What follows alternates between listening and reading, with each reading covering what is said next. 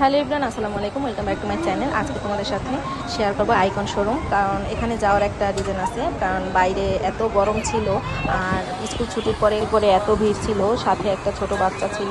এক ভাবির বাচ্চাটা আজকে প্রথম দিন নিয়ে গেছে ওখানে, মানে খুব কান্নাকাটি করে। তখন ভাবিকে বললাম চলেন আইকন শোরুমে যাই, এসির বাতাস খেয়ে আসি, আর শোরুমে কি কি নতুন কালেকশন উঠেছে। তখন এখানে যাইয়ে দেখি আমার ছেলে নিজেই পছন্দ করে টি শার্ট ধরলো। তো এখানে আমি আবার লাবিদকে বললাম যে তোমার এখন নিতে হবে না, আমরা পরে নেব। না হবে না, ওইটাই নেবে।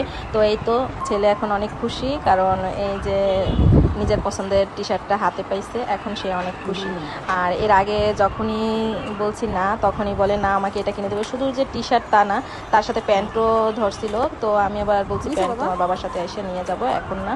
তো প্যান্ট নিতাম, ওর কোমরে একটু ঢিলা হয় বেশি, এর জন্য নিয়ে নেয়।